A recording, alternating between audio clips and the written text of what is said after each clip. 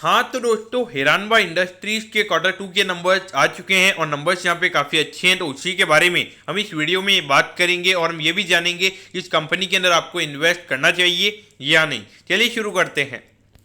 तो देखिए, अगर हम यहाँ पे रेवेन्यू के नंबर्स की अगर हम बात करेंगे तो ये नंबर पिछले क्वार्टर के कंपैरिजन में 17% से हमें बढ़ता हुआ नजर आया है और ये नंबर आया है 423 करोड़ पे। अगर हम प्रॉफिटेबिलिटी की बात करेंगे तो ये नंबर हमें 42% से बढ़ता हुआ नजर आया है और ये नंबर आया है 47 करोड़ पे। तो यहाँ पे जो पिछले क्वार्टर में कहीं ना कहीं कंपनी के जो नंबर थे वो हमें अच्छे नजर नहीं आए थे और एक तरीके से बैड क्वार्टर कंपनी का पिछले क्वार्टर में रहा था। तो यहाँ पे एक अच्छी खासी रिकवरी हमें यहाँ पे सिक्वेंशियल बेसिस पे कंपनी के नंबर्स में देखने को मिल रही है। अगर हम ईयर ऑन ईयर बेसिस की अगर हम बात करेंगे तो लगभग 19% से कंपनी के रेवेन्यू के जो नंबर्स हैं वो हमें बढ़ते हुए नजर आए हैं, लेकिन जो नेट प्रॉफिट का नंबर है वो यहाँ पे सिर्फ 4% से ही हमें बढ़ता हुआ नजर आया है और ये नंबर आया है 47 करोड़ पे। देखिए, कहीं ना कहीं अगर आप देखोगे, अगर पिछले साल जो कंपनी के जो नेट प्रॉफिट के मार्जिन थे, अगर वो अभी कंपनी के नेट प्रॉफिट के मार्जिन होते तो कंपनी का जो नेट प्रॉफिट का नंबर है वो हमें 50 करोड़ से ज्यादा का नजर आता। लेकिन यहाँ पे अगर हम देखेंगे जो रॉ मटेरियल की कॉस्ट है वो भी हमें बढ़ती हुई नजर आई है। उसके अलावा अगर आप देखोगे जो पावर की कॉस्ट है वो भी अभी काफी ज्यादा है और जो फ्यूल की कॉस्ट की अगर हम बात करेंगे तो वो हमें काफी ज्यादा नजर आती है।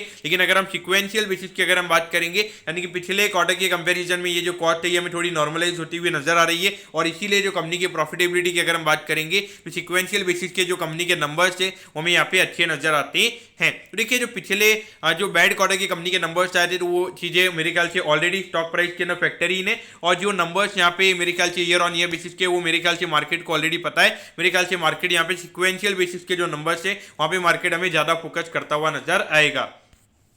तो देखिए, वैसे ये जो कंपनी हार्डली 10-11 के पी रेशियो पे ये कंपनी हमें ट्रेड होती हुई नजर आती है और लगभग अगर हम देखेंगे पिछले 2 क्वार्टर के नेट प्रॉफिट के नंबर्स मिला के अगर हम बात करेंगे तो लगभग 80 करोड़ का नेट प्रॉफिट कंपनी ने कमा लिया है। तो ये पूरे साल में अगर हम देखेंगे तो लगभग 180 करोड़ के लगभग का नेट प्रॉफिट ये कंपनी का हो सकता है। तो उस पॉइंट ऑफ व्यू से अगर आप देखोगे तो हार्डली 11 या 12 के पी रेशियो पे ये कंपनी हमें ट्रेड होती हुई नजर आती है। अगर हम कंपनी के फाइनेंशियल ट्रेंड की अगर हम बात करेंगे तो देखिए, पिछले 1-1.5 साल में थोड़ा पावर और फ्यूल कॉस्ट की वजह से कंपनी के अगर हम नेट प्रॉफिट के मार्जिन की अगर हम बात करेंगे थोड़ी दिक्कतें रही है और यहाँ पर अगर आप देखोगे अभी जो रेवेन्यू ग्रोथ हमें देखने को मिल रहा है तो यहाँ पे जो मेन जो कंपनी का चाइना वाला मार्केट है तो वहाँ पे डिस्ट्रप्शन अभी देखने को मिल रहे हैं, जो कि वहाँ पे लॉकडाउन वगैरह है। तो इनके जो मेन मार्केट में कंपनी ने प्रोडक्ट को एक्सपोर्ट नहीं किया, उसके बावजूद भी अगर यहाँ पे लगभग 17% की ग्रोथ अगर हमें देखने को मिल रही है रेवेन्यू के पॉइंट ऑफ व्यू से, डेफिनेटली कंपनी के नंबर्स हमें यहाँ पे अच्छे नजर आते हैं। और अभी अगर हम देखेंगे तो साउथ इंडिया के अंदर अगर आप देखोगे तो वहाँ पे लेट मानसून वगैरह रहता है, तो उस पॉइंट ऑफ व्यू से डेफिनेटली। और अभी जो खादी कॉर्प की अगर हम बात करेंगे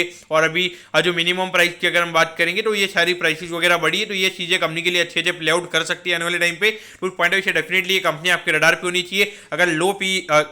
पी पे अगर ये कंपनी ट्रेड हो रही है और अगर आने वाले कुछ क्वार्टर में अगर अच्छी ग्रोथ के नंबर्स अगर हमें देखने को मिलते हैं तो वहाँ पे डेफिनेटली एक अच्छी री रेटिंग का यहाँ पे चांस यहाँ पे कंपनी के लिए अवेलेबल हो सकता है। और अभी जो कंपनी के नंबर्स आए हैं तो मुझे लगता है कि यहाँ पे लगभग 10 से 15% की रैली शॉर्ट टर्म में हमें यहाँ पे देखने को मिल सकती है। दोस्तों, मैं होप करता हूँ कि हिरानबा इंडस्ट्रीज के जो क्वार्टर 2 के नंबर्स हैं वो आपको अच्छे समझ में आ गए होंगे। अगर आपकी कोई भी क्वेरीज है आप कमेंट कीजिए, मैं जरूर आपके कमेंट पर रिप्लाई करूंगा। ओके दोस्तों, thank you, have a nice day.